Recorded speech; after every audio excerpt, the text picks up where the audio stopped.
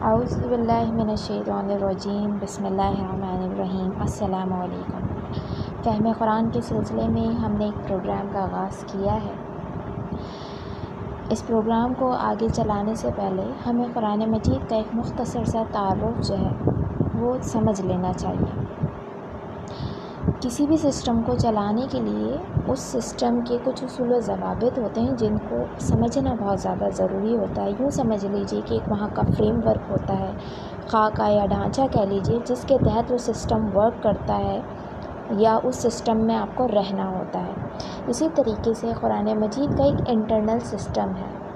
جب تک ہم اس انٹرنل سسٹم سے واقفیت حاصل نہیں کریں گے، میں یہ سمجھتی ہوں کہ ہم قرآن فہمی میں جو ہے وہ عبور حاصل نہیں کر سکتے، اس کے اوپر جو ہے وہ مہارت حاصل نہیں کر سکتے، ٹھیک ہے، یا اس کو ہم صحیح معنوں میں سمجھ نہیں سکتے کہ اللہ تعالیٰ ہم سے چاہتے کیا ہیں۔ دیکھیے، قرآن کا ایک مزاج ہے، اس کے تخاطب کو جب تک ہم نہیں سمجھیں گے تو فہم قرآن حاصل نہیں ہو سکتا۔ قرآن کے کچھ اسرار و رموز اور عجائبات ایسے ہیں جو کبھی ختم ہونے والے نہیں ہیں، تو ہمیں قرآن کے مدعا کو سمجھنے کے لیے اس کے سسٹم کو سمجھنا ضروری ہے۔ دیکھیے، جس طریقے سے ہم آپس میں کلام کرتے ہیں تو اس کلام میں کبھی ہم مثال دے کر بات سمجھانے کی ایک دوسرے کو کوشش کرتے ہیں، کبھی ہم اپنی بات کو ثابت کرنے کے لیے دلیل دے رہے ہوتے ہیں، کبھی ہم کسی کو نصیحت کرتے ہیں، کبھی ہم کسی کو حکم دے رہے ہوتے ہیں، آرڈر کر رہے ہوتے ہیں۔ تو سیم اسی طریقے سے اللہ تعالیٰ اپنے بندوں سے ہم کلام ہیں۔ اللہ تعالیٰ کبھی ہمیں امثال کے ذریعے یعنی مثالیں دے کر سمجھا رہے ہوتے ہیں، کبھی نصیحت والا انداز ہوتا ہے، کہیں تحکمانہ انداز ہوگا اور کہیں مخاطبانہ انداز ہوتا ہے۔ تو اللہ تعالیٰ کے اس کلام کو سمجھنے کے لیے آپ کو ان باتوں کو مد نظر رکھنا بہت زیادہ ضروری ہے۔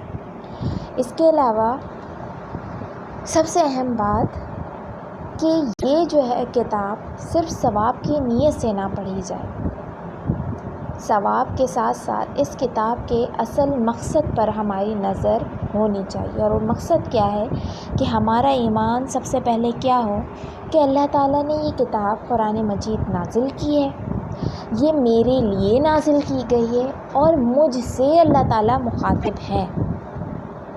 وہ علامہ اقبال کا ایک بڑا زبردست شعر ہے کہ تیرے ضمیر پر نہ ہو جب تک نزول کتاب، گراں کشا ہے رازی نہ صاحب کشاف، کہ اس کلام کے ساتھ اپنے تعلق کو جوڑنا بہت زیادہ ضروری ہے۔ جب تک ہم یہ نہیں سمجھیں گے نا کہ اس کی ہر آیت ہمارے لیے ہے، اللہ تعالیٰ ہم سے مخاطب ہے، ہمیں یہ چیز سمجھ نہیں آئے گی۔ اس کلام کو سمجھنے میں ہمیں جو ہے وہ تھوڑی سی پریشانیاں ہوں۔ پھر دوسری بات یہ کہ یہ ایک بڑا مربوط کلام ہے، با ربط کلام ہے۔ سورہ فاتحہ کے الحمد سے لے کر اور قرآن مجید کے اختتام تک والناس تک ایک بڑا با ربط کلام جو ہے وہ چلا آ رہا ہے۔ کہیں پر بھی کوئی کمی کوتاہی یا بے ربطگی آپ کو نہیں ملے گی۔ اب جب ہم دیکھتے ہیں تو ہمیں تھوڑی بے ربطگی محسوس ہوتی ہے، ہمیں سمجھ نہیں آتا۔ مثال سورہ بقرہ کی آپ لے لیجئے کہ سورہ بقرہ میں ابتدا میں ہم دیکھتے ہیں کہ توحید کا ذکر چل رہا ہے، پھر رسالت کا ہے، بیچ میں جو ہے وہ طلاق کے قوانین، عدت کے قوانین، وراثت کے قوانین، جہاد، پھر جو ہے وہ انفاق، پھر جو ہے وہ دوبارہ توحید کا اعادہ، تو ہمیں بڑی بے ربطگی سی معلوم ہوتی ہے، لیکن یہ حقیقت میں بے ربطگی نہیں ہے، بڑا مربوط کلام ہے۔ اس کی مثال بڑی آسانی کے ساتھ ہمیں سمجھ آ سکتی ہے۔ جب میں اور آپ گفتگو کر رہے ہوتے ہیں تو مثالوں کے ذریعے بھی کر رہے ہوتے ہیں، پھر جب بات سے بات نکلتی ہے تو ہم آگے کی طرف نکل جاتے ہیں، پھر وہ بات کے اختتام پر ہمیں یاد آتے کہ ارے ہم بات وہ کر رہے ہیں، تو اب اصل بات کی طرف آ جائیں۔ مثال کے ذریعے ہم بات کر رہے تھے تو اس کو مثال کو سمجھانے کے لیے ہم اینڈ تک چلے گئے، لیکن پھر اصل موضوع کی طرف ہمیں لوٹنا ہے۔ سیم اسی طریقے سے جب اللہ تعالیٰ توحید کا ذکر کر رہا ہے، رسالت کا ذکر کر رہے ہیں، بقرہ کے اندر جہاد کا ذکر کر رہے ہیں. اب جہاد پر بندہ جائے گا، وہاں پر جو ہے وہ شہید بھی ہوگا، غازی بھی ہوگا، کبھی لاپتہ بھی ہو جائے گا قیدی کی صورت میں. تو اب ان کے جو وہاں پر ازواج ہیں، ان کے ساتھ کیا معاملات کرنے، ان کی عدت کا کیا معاملہ ہو، اگر شوہر گم شدہ ہے تو اس کا کیا معاملہ ہو. عدت مدت کے قوانین آ گئے، وہاں پر طلاق کے قوانین آ گئے. اگر شوہر جو ہے وہ کافر ہے، عورت جو ہے وہ مسلمان ہو گئی، عورت کافرہ ہے، شوہر مسلمان ہو گیا، کیا آپس میں تعلقات ہوں گے، وراثت کا کیا لین دین ہوگا، معاشرت ساری کی ساری آ جائے گی. تو کلام تو بڑا بار اب چل رہا ہے. پھر جہاں پر وہ بات ختم ہوگی، واپس اصل بات کی طرف اللہ تعالیٰ پھر اصل موضوع کی طرف آ جاتے ہیں. تو یہ قرآن مجید کا جو ہے ایک انداز ہے. اور ربط میں پھر ایک بہت بڑی بات سمجھ میں آ جاتی ہے کہ کوئی انسان اگر اس میں تحریف کرنا چاہے تو اس کے لیے تحریف کے دروازے بند ہو جاتے ہیں. کیونکہ جس نے قرآن کو سمجھا، عربی زبان پر عبور حاصل کر لیا، تو اسے بہت آرام کے ساتھ پتہ چل جاتا ہے کہ آگے کیا بات ہو رہی تھی اور پیچھے کیا بات ہو رہی تھی. جیسے میں آپ کو ایک مثال دوں کہ سورہ احزاب میں ازواج کا ذکر چل رہا ہے. تمام کا تمام اوپر نیچے جو آیات بیان ہو رہی ہیں، وہاں پر ازواج مطہرات کے لیے ہو رہی ہیں. اب وہاں پر ایک آیت آتی ہے، انما یرید اللہ عنکم رجس یا اہل البیت. تو اب کچھ حضرات جو ہے اس آیت کے متعلق یہ گمان رکھتے ہیں کہ یہ جو ہے پنجتن پاک کے لیے، کچھ مخصوص ہستیوں کے لیے جو ہے یہاں پر ذکر ہے. تو یہ بات بالکل یہاں پر انفٹ ہو جائے گی، کیونکہ اوپر جو ذکر چل رہا ہے اور جو نیچے ذکر چل رہا ہے وہ سب کا سب ازواج مطہرات کا چل رہا ہے. اور یہاں پر جو اہل بیت کا لفظ اللہ تعالیٰ لے کر آئے ہیں، تو یہ در حقیقت ازواج ہی کے لیے استعمال ہوتا ہے. اور جہاں پر قرآن کا یہ ایک بڑی شان ہے کہ اگر کہیں پر ایک بات سمجھ میں نہ آئے تو اس کی وضاحت قرآن خود دوسرے مقام پر کر دیتا ہے. اب اہل بیت کا لفظ اگر اٹھا کر ہم دوسرے مقامات پر دیکھیں، حضرت ابراہیم علیہ السلام کی بیوی کا جب ذکر آ رہا ہے تو وہاں پر بھی اہل بیت کا ذکر آ رہا ہے. حضرت موسیٰ علیہ السلام کی بیوی کا جب ذکر آ رہا ہے تو وہاں پر بھی اہل بیت کا ذکر آ رہا ہے. تو خود قرآن مجید اس کی تفسیر کھول کر بیان کر دیتے ہیں. اس لیے ترجمے اور تفسیر میں جو لوگ اگر تحریف کرنا چاہیں تو ان کے لیے یہاں پر یہ دروازے بند ہو جاتے ہیں.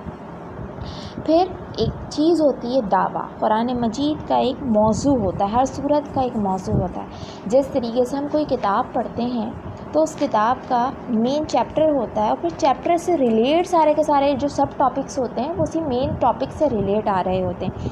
سیم اسی طریقے سے قرآن مجید کا ہر صورت کا ایک موضوع ہوتا ہے جو کہ دعویٰ کہلاتا ہے. اور ہر آیت کے اندر اس دعوے کا آپ کو رنگ نظر آئے گا.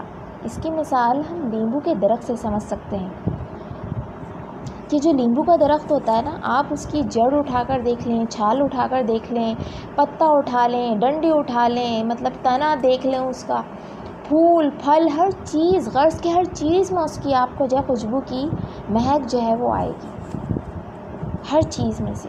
تو سیم یہی دعویٰ ہوتا ہے قرآن مجید کا. جو مین موضوع ہوتا ہے سورت کا، وہ آپ کو قرآن کی اس سورہ کی ہر ایک آیت سے وہ جھلکے گا. ٹھیک ہے. تو ایک یہ چیز ہے کہ اس کے بعد جب اللہ تعالیٰ دعویٰ کرتے ہیں تو اللہ تعالیٰ اگر کہہ دیں کہ میں نے بولا ہے مان لو تو یہ بھی کافی ہے. لیکن اللہ تعالیٰ جب دعویٰ دیتے ہیں تو ہم جیسے نالائقوں کے لیے اللہ تعالیٰ دلیل بھی پیش کرتے ہیں کہ یہ کافی نہیں کہ بس میں کہہ رہا ہوں مان لو، بلکہ میں تمہیں دلیل بھی دے رہا ہوں. یعنی اپنی بات کو پروف کرنے کے لیے، ثابت کرنے کے لیے اللہ تعالیٰ پھر دلائل بھی دیتے ہیں. اور پھر وہ جو دلیل ہوتی ہے وہ 3 طرح کی ہوتی ہے. ایک دلیل عقلی ہوتی ہے. دلیل عقلی سے مراد ہے قدرت کی نشانیوں کے ذریعے اللہ تعالیٰ دلائل دیں گے. زمین کو دیکھو، آسمان کو دیکھو، سورج چاند ستاروں کو دیکھو، اس نظام کائنات کو دیکھو، ایک چیز اللہ کی جو ہے اس بات پر دلیل ہے. پھر دوسری دلیل اللہ تعالیٰ دیتے ہیں دلیل نقلی. تو اس میں دلیل نقلی میں تمام کے تمام جو الہامی پرانی کتابیں ہیں، توراۃ، زبور، انجیل، ان کے ذریعے اللہ تعالیٰ، انبیاء کے واقعات کے ذریعے، ٹھیک ہے، اس کی طرح فرشتوں کے ذریعے، جنات کے ذریعے، پرندوں کے ذریعے، چیونٹی کے ذریعے، ہر ایک چیز کے ذریعے پھر اللہ تعالیٰ دلیل دیتے ہیں. یہ دلیل نقلی کہلاتی ہے. اور تیسری دلیل ہوتی ہے دلیل وحی. دلیل وحی سے مراد ہوتا ہے کہ اللہ تعالیٰ خود اس بات پر شہادت دے رہے ہیں تو دعویٰ جو ہے اس کو ثابت کرنے کے لیے اللہ تعالیٰ پھر 3 طرح کے دلائل لاتے ہیں۔ اچھا، جب دعوے کی میں نے آپ سے بات کی ہے تو دعویٰ جو ہے کسی صورت میں ایک ہوتا ہے، کبھی کسی صورت کے 2 دعوے ہوتے ہیں، کبھی کسی صورت میں 3 دعوے ہوتے ہیں، کبھی کسی صورت میں اللہ تعالیٰ 4 دعوے بھی بیان کرتے ہیں، ٹھیک ہے۔ جیسے سورہ جو ہے آپ کے پاس سورہ فاتحہ کے اندر اللہ تعالیٰ نے 1 دعویٰ بیان کیا، ایاک نعبد و ایاک نستعین۔ سورہ یونس کے اندر اللہ تعالیٰ 3 دفعہ دعویٰ لے کر آئے ہیں۔ سورہ ہود کے اندر اللہ تعالیٰ نے 4 دفعہ دعوے جو ہے وہ لے کر آئے ہیں، ٹھیک ہے۔ پھر دلائل میں نے آپ کو بتایا کہ سورہ یونس میں اللہ تعالیٰ نے جو ہے 10 عقلی دلائل دی ہیں اور 1 دلیل وحی دی سورہ یونس کے اندر۔ سورہ ہود کے اندر اللہ تعالیٰ نے سارے کے سارے نقلی دلائل بیان کیے۔ سورہ یوسف پوری نقلی دلائل پر مشتمل ہے۔ تو یہ چیزیں ہیں کہ اللہ تعالیٰ اپنا دعویٰ بھی لے کر آتے ہیں، اس دعوے کو پھر اللہ تعالیٰ پروف بھی کرتے ہیں، ثابت بھی کرتے ہیں۔ اچھا، اس کے علاوہ ایک چیز ہوتی ہے جسے زجر کہتے ہیں، یعنی جب ہم بات کرتے ہیں تو کبھی کبھی ہم ڈانٹتے بھی ہیں کہ تاکہ سامنے والے کو وارن کر دیا جائے کہ تم غلط بات کر رہے ہو، صحیح بات کی طرف آ جاؤ، تو اس کو ہم زجر کہتے ہیں۔ کبھی اللہ تعالیٰ خوشخبری بھی ہمیں دے رہے ہوتے ہیں۔ خوشخبری پھر 2 طرح کی ہوتی ہے، ایک دنیا کے لحاظ سے اور ایک آخرت کے لحاظ سے، اس کو کہتے ہیں تبشیر۔ تبشیر دنیاوی، جو دنیا کے لحاظ سے خوشخبری اللہ تعالیٰ دیتے ہیں ماننے والوں کے لیے، اور ایک تبشیر اخروی ہوتی ہے جو آخرت کے حساب سے اللہ تعالیٰ ہمیں دے رہے ہوتے ہیں کہ آخرت میں ان کے لیے کیا مقام ہوگا، کیا ان کا ٹھکانہ ہوگا، ان کے ساتھ کیا معاملات کیے جائیں گے۔ اسی طریقے سے ایک تخفیف ہوتا ہے، تخفیف کا مطلب خوف دلانا، بتانا کہ دیکھو اگر تم یہ کرو گے تو اس کے نتیجے میں تمہارے ساتھ کیا معاملات پیش آئیں گے۔ تو اس کی بھی 2 اقسام ہوتی ہیں، ایک تخفیف دنیاوی اور ایک تخفیف اخروی۔ تخفیف دنیاوی میں اللہ تعالیٰ پھر دنیا میں بتاتے ہیں کہ تمہارے ساتھ کیا معاملات ہوں گے، ان کے لیے پھر دلیل نقلی بھی لے کر آتے ہیں، جو انبیاء کے قصے ہیں پرانے، جو فرعون کا واقعہ ہے، جو دوسرے لوگوں کے ساتھ واقعات پیش آئے ہیں، ان کے واقعات اللہ تعالیٰ بطور دلیل بھی دیتے ہیں اور ڈراوا بھی کر رہے ہوتے ہیں یہاں پر۔ اس کے ساتھ ساتھ تخفیف اخروی بھی ہوتی ہے کہ آخرت میں پھر برا کرنے والوں کے ساتھ کیا انجام کیا جائے گا، ٹھیک ہے۔ تو یہ جو ہے، اس کے علاوہ تمہید ہر صورت کی شروع میں اکثر و بیشتر آپ کو نظر آئے گی۔ اگر کسی صورت میں تمہید نظر نہیں آتی تو اس کا مطلب یہ ہے کہ پچھلی بات کے ساتھ، پچھلی صورت کے ساتھ ہی اس کا ربط قائم ہے، ٹھیک ہے۔ اس کے علاوہ ایک ہوتا ہے امور مصلحہ۔ امور مصلحہ سے مراد ہوتا ہے کہ کوئی سخت کام اللہ تعالیٰ کرنے کے لیے ہمیں حکم دے رہے ہیں، جیسے جہاد پر جانے کے لیے حکم ہمیں دے رہے ہیں، ٹھیک ہے۔ تو یا جو ہے اور کوئی سخت کام ایسا ہے جس کو کرنے سے ہمارے نفس کو بہت مشکل کا سامنا کرنا پڑے گا، تو اس کے لیے اللہ تعالیٰ کہتے ہیں کہ نماز پڑھو، اللہ کی راہ میں خرچ کرو، روزے رکھو۔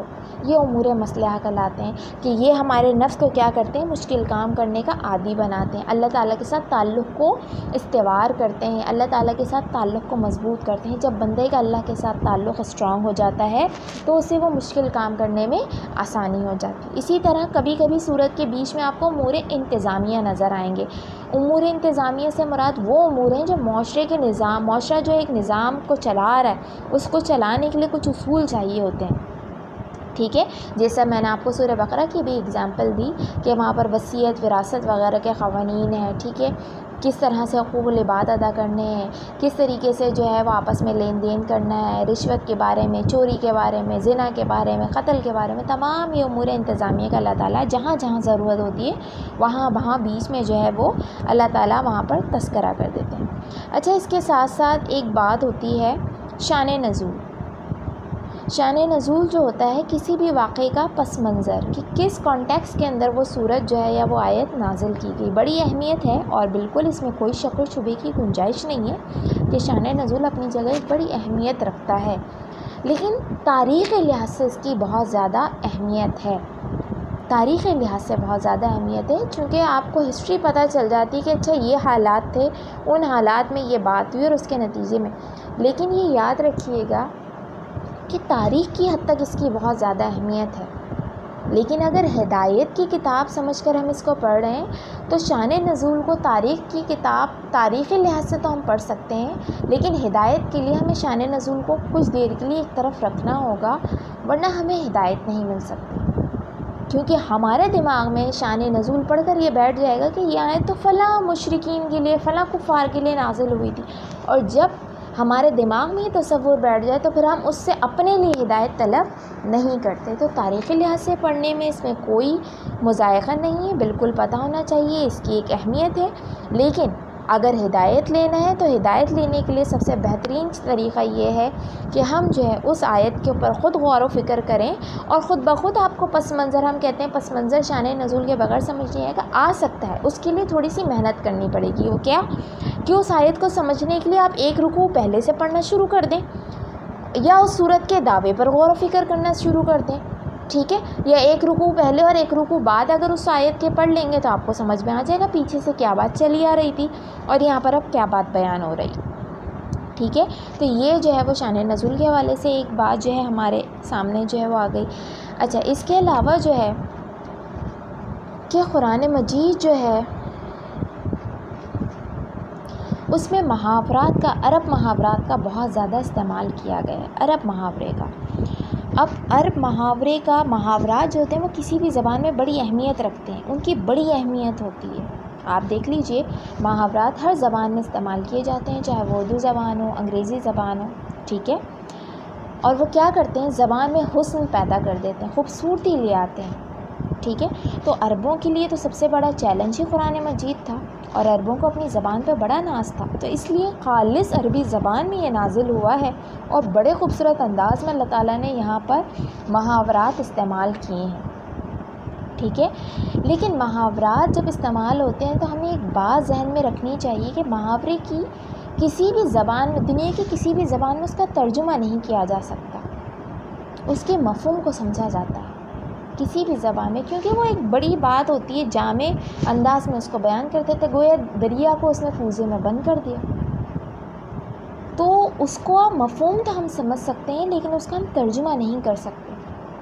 جیسا ایک محاورہ ہے اردو زبان میں، وہ زمانے گئے جب خلیل خواں فاختہ اڑایا کرتے تھے، تو اب اگر ہم اس کا ترجمہ کرنا چاہیں تو نہیں کر سکتے۔ تو ترجمہ جب ہم قرآن مجید کا سمجھ رہے ہوں یا کر رہے ہوں تو ہمیں اس بات کو بہت زیادہ اہمیت دینی چاہیے کہ یہاں پر جو محاورہ استعمال ہو رہا ہے اس کے معنی حقیقی ہیں یا مجازی ہیں، وہ قریب کے معنی میں استعمال ہو رہا ہے یا دور کے معنی میں، یہ سب دیکھنا پڑتا ہے۔ جیسا قرآن مجید میں سورہ بنی اسرائیل میں اللہ تعالیٰ نے فرمایا ہے، تو ہمارے ماں باپ بڑھاپے کو پہنچ جائیں تو ان کو اف بھی نہ کہو۔ اب ایک شخص اپنے ماں باپ کو خوب برا بھلا کہے، بس اف نہ کہے، تو وہ کیا اللہ کی مراد کو سمجھ گیا؟ وہ یہ کہے کہ بھائی اللہ تعالیٰ نے تو قرآن مجید میں اف کہنے سے منع کیا، باقی جو چاہے کرو، تو یقیناً وہ اللہ کی مراد کو نہیں سمجھا، کیونکہ اللہ تعالیٰ نے تو یہاں پر مجازی معنی میں ایک بات بول دی۔ تو یہاں پر بہت زیادہ اہمیت ہے، بہت زیادہ اہمیت ہے۔ جب ہم محاورات کو نہیں سمجھتے ہیں اور اس کا ورڈ ٹو ورڈ ہم ترجمہ کرنا شروع کر دیتے ہیں تو یہاں پر آ کر جو ہے وہ پھر ہمارے اور کلام کے درمیان میں، اس کلام کے درمیان میں پھر دوری پیدا ہونا شروع ہو جاتی ہے۔ تو کلام کی تمام اصناف میں سے ایک صنف جو ہوتی ہے وہ محاورات ہوتی ہے، اور بڑا خوبصورتی کے ساتھ قرآن مجید میں اس کا استعمال ہوا ہے، تو اسے ہمیں سمجھنا چاہیے۔ پھر ایک اور بات جو بہت اہم ہے کہ قرآن مجید میں ریپیٹیشن بہت زیادہ ہوئی، ٹھیک ہے، ایک بات کو بار بار دہرایا گیا ہے، تکرار جو ہوتی ہے، جب کہ ہم دیکھتے ہیں کہ ہم دنیاوی کتب جب پڑھتے ہیں تو ایک بڑی جو ہے ہمیں عجیب سا لگتا ہے کہ بار بار ایک ہی بات جو ہے وہ دہرائی جا رہی ہے، بار بار ایک ہی بات دہرائی جا رہی ہے، لیکن سورہ رحمان میں ہم جب پڑھتے ہیں فَبِأَيِّ آلَاءِ رَبِّكُمَا تُكَذِّبَانِ، تو آپ دیکھیے بڑا خوبصورتی کے ساتھ وہ ہم پڑھیں اور ہمیں کوئی بار بھی نہیں لگتا، کوئی بوجھ نہیں لگتا پڑھنا، اور بڑا مزہ آتا ہے، بڑا سکون اور سرور ملتا ہے۔ اسی طریقے سے انبیاء کے واقعات بار بار ریپیٹ ہوئے ہیں، تو اللہ تعالیٰ کیا ہمیں یہاں پر قصے کہانیاں سنانا چاہتے ہیں؟ قصے کہانیوں کی کتابیں ہرگز نہیں۔ اللہ تعالیٰ جب ایک واقعے کو متعدد مقامات پر لاتے ہیں تو جتنی دفعہ اس واقعے کو اللہ تعالیٰ بیان کریں گے تو دو باتیں ہوں گی، ایک تو یہ کہ جتنی ضرورت ہے بس اتنا ہی اللہ تعالیٰ وہاں پر اس آیت کو لے کر آئیں گے، اس واقعے کے حوالے سے لے کر آئیں گے۔ حضرت موسیٰ علیہ السلام کا واقعہ بہت ڈیٹیل میں اللہ تعالیٰ نے سورہ طٰہٰ میں بیان کر دیا، لیکن قرآن مجید کے بیشتر مقامات پر آپ دیکھیے کہ صرف اشارتاً یا خالی نام لے کر اللہ تعالیٰ وہاں سے گزر جاتے ہیں، یا جتنی ضرورت ہوتی ہے بس اتنی ہی آیت وہاں پر اللہ تعالیٰ کوٹ کرتے ہیں۔ تو جتنی دفعہ اللہ تعالیٰ کوٹ کر رہے ہیں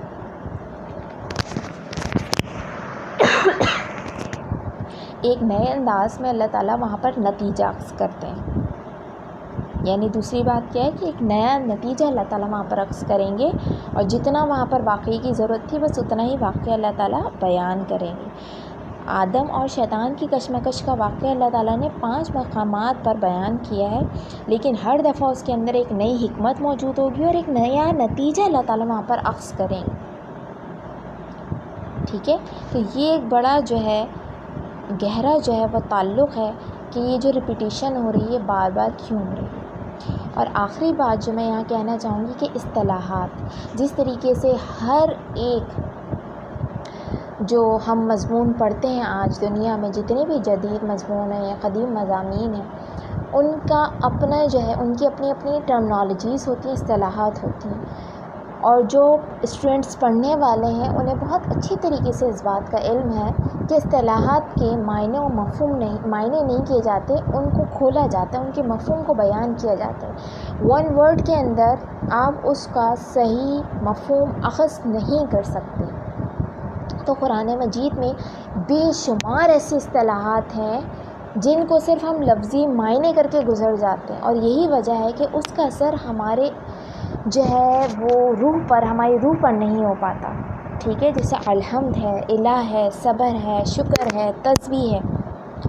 بہت سارے ایسے الفاظ ہیں جو اصل میں در حقیقت اصطلاح ہے، بڑی جامع اصطلاح ہے.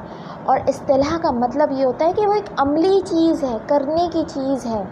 لیکن جب ہم نے اس کو 1 ورڈ میں ترجمہ کر کے آگے بڑھ گئے نا، تو اس کا ہماری ذات پر اثر نہیں ہوا. جب ذات پر اثر نہیں ہوا تو نہ اللہ کے ہم وہاں پر مقصد کو سمجھ سکے کہ اللہ ہم سے بولنا کیا چاہتے تھے، ہم سے چاہتے کیا تھے، اور نہ ہماری عملی زندگی میں، پریکٹیکل لائف میں اس کا کچھ اثر ہمیں نظر آئے گا. صرف ایک مثال صبر کی دے کر میں اپنے اس لیکچر کو، اس بات کو یہاں پر کمپلیٹ کروں گی کہ صبر کا مفہوم بچپن سے میں پڑھتی چلی آئی ہوں کہ صبر کا مطلب ہوتا ہے برداشت کرنا. کہ جب آپ بالکل بے بس ہو جائیں، لاچار ہو جائیں، آپ کے پاس کوئی آپشن نہ بچے، تب آپ کہتے ہو کہ بس اللہ پر چھوڑ دو، صبر کرو. یعنی زندگی کی عملی جو جہت ہے اس سے آپ کو کاٹ رہا ہے صبر. اگر دنیاوی معنی کے لحاظ سے آپ صبر کو دیکھتے ہیں جو آج کل ہم نے لیا ہوا ہے، پریکٹیکل لائف سے ہمارا ٹوٹلی تعلق ختم ہو رہا ہے، اور ہم ڈپینڈنٹ ہو جا رہے ہیں کہ بس کچھ نہیں کرنا، ہاتھ پر ہاتھ رکھ کر اللہ کے اوپر توکل کرنا، صبر کرنا.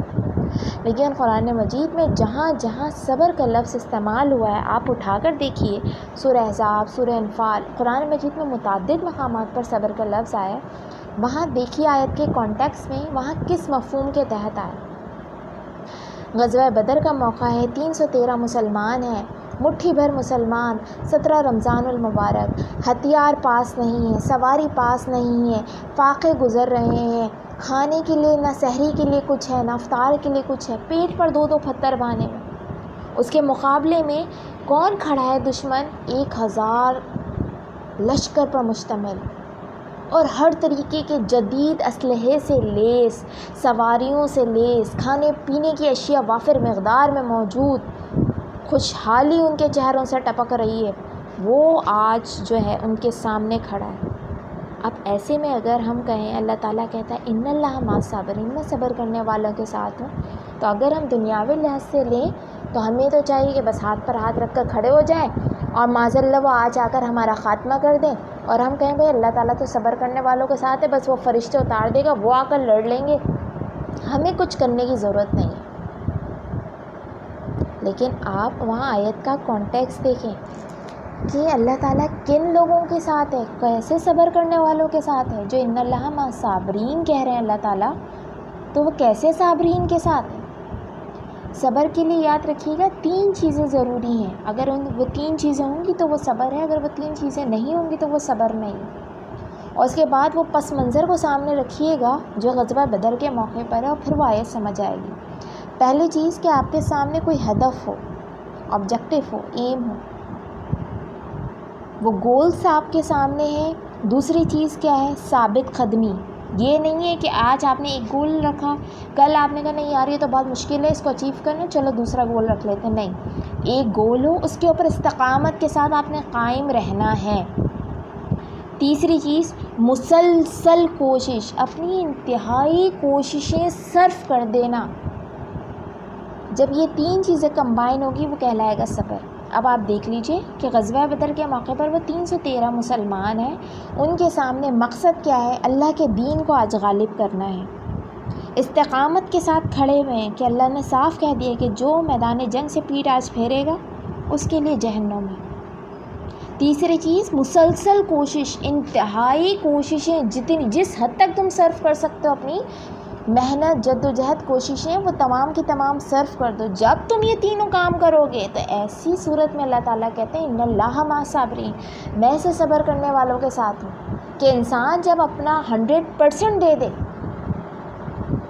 تو پھر اللہ تعالیٰ بھی ہماری مدد فرمائیں گے۔ یہی وجہ ہے کہ ہمیشہ مسلمان قلیل تعداد میں ہونے کے باوجود کثیر پر غالب آئے، تو اس کی صرف یہی وجہ تھی کہ صبر کا مطلب انہوں نے برداشت کرنا نہیں لیا، بلکہ اپنی انتہائی محنت، جد و جہد صرف کر دی اس مقصد کو حاصل کرنے کے لیے، اور ڈٹ گئے، جم گئے ثابت قدمی کے ساتھ، پیچھے نہیں ہٹے، تو انہوں نے 1000 کے لشکر پر غلبہ پا لیا۔ تو آج آپ دیکھ لیجیے، جب آپ یہ صبر کا مفہوم لیں گے تو آپ پریکٹیکل لائف میں ایکٹیو ہو جائیں گے، آپ اپنے آپ کو لاچار محسوس نہیں کریں گے، آپ بے شک اللہ پر توکل کریں گے، اور ہر انسان، ہر مسلمان کا اللہ ہی پر توکل ہونا چاہیے، لیکن اس کے ساتھ ساتھ آپ ایکٹیو ہو جائیں گے، اپنا 100% دیں گے، اس کے بعد اللہ پر توکل کریں گے کہ ہاں میں نے اللہ تعالیٰ اپنا 100% دے دیا، جتنے تو نے مجھے استطاعت دی تھی، اس کے بعد اب میرا بھروسہ صرف تجھ پر ہے، تو مجھے جو ہے وہ کامیابی عطا فرما۔ تو دیکھیے یہ جو ہے چند اصطلاحات ایسی ہیں جن کو سمجھنا بہت زیادہ ضروری ہے، اگر ہم ان کو نہیں سمجھتے ہیں تو ہم جو ہے وہ عملی زندگی سے لا تعلق ہو جاتے ہیں۔ تو امید ہے کہ قرآن کے اس انٹرنل سسٹم کو سمجھا، جہاں تک میں نے اس کو بہتر انداز میں آپ کو پہنچانے کی کوشش کی ہے، تاکہ جب ہم قرآن مجید کی طرف آئیں اور اس کو سمجھنے کی کوشش کریں تو ہمارے لیے آسانیاں ہوں۔ اللہ تعالیٰ سب کے لیے آسانیاں پیدا فرمائے اور ہمیں دین پر ثابت قدمی کے ساتھ ڈٹا اور جمع رہنے کی توفیق عطا فرمائے۔ آخر الدعوانا ان الحمد للہ رب العالمین۔